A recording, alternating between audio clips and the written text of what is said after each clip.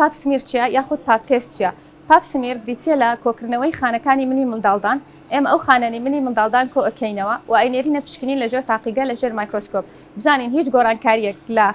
خانەکانی ملی منداڵدان ڕوویداوە یاننا. و سوودی پاپ سمیر چیە؟ پاپ سمیر یەکێکە لەو تێستانێک کە ئێمە ئەتوانین سوودی لێ وەربگرین بۆ پارێزگاریکردنی خانمان لە دیاریکردنی شەرپەنجەی پێشوەختەی ملی منداڵدان کە ئەمە زۆر گرنگە. بەڕاستی کە پێویستە وەکو ڕۆتینێک هەموو خانمان لە تەمەنی 23 هەتا وەکو 65 ساڵی ئەنجامی بدەن و ئەم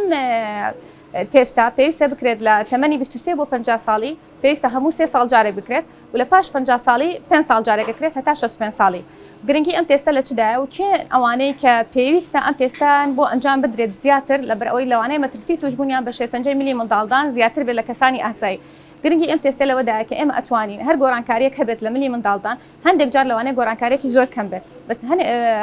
هەندێک جار هەیە گۆڕانکاریەکان لەوانە زیاتر بێت لە ئاسایی لەو حاڵەتەیە پێویست کات لەوانەیە پارچە لەو بەشەی ملی منداڵدان وەربگیرێت و برێنرێت بۆ پشکنینی شانەی کە ئەمە هەندێک جار گۆڕانکاریەکان تەنیا بە دەرمان ئەتوانێت چارەسەر بکرێت هەندێک جارش لە ڕێی نەشتەرگەری کە ئەمە ڕێگری ئەکات لە توشبوون بە شەرپەنجەی ملی منداڵدان پێش ئەوەی شەرپەنجەکە دروست بێت ئێمە ئەتوانین چارەسەری خانە گۆڕاوەکان بکەین کە لە ملی منداڵداندا هەیە.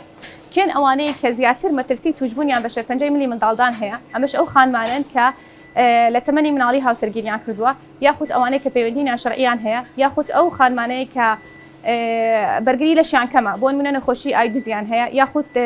نەخۆشی گۆڕینی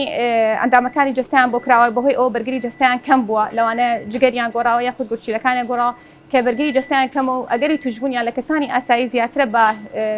ڤایرۆسی HPV هیومان پاپیلۆما ڤایرس کە ئەم ڤایرسش ئەگەری توشبوون بە نەخۆشی شێرپەنجەی ملی منداڵدان زیاد دەکات هەروەها جگەرەکێشان کە بەداخەوە لە ڕۆژگاری ئەمڕۆدا جگەرەکێشان و نێرگەلەکێشان لە خانماندا بۆ تشتێکی زۆر ئاسایی و ئێژگار زیادی کردووە بۆیە داواکارم لە خانمان کە لە جگەرەکێشان دوور بکەونەوە.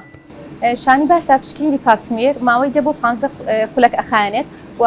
نەخۆشەکەی ئازارێکی زۆر سووکی ئەبێت کە پێویست بە هیچ ئازارشکێنێک ناکات و ئەتوانێت لە هەمان ڕۆژ لە کلینیکی تایبەتی پزیشکی پسپۆری ئافرەتان و مناڵبوون بە ئەنجام بگەێنرێت.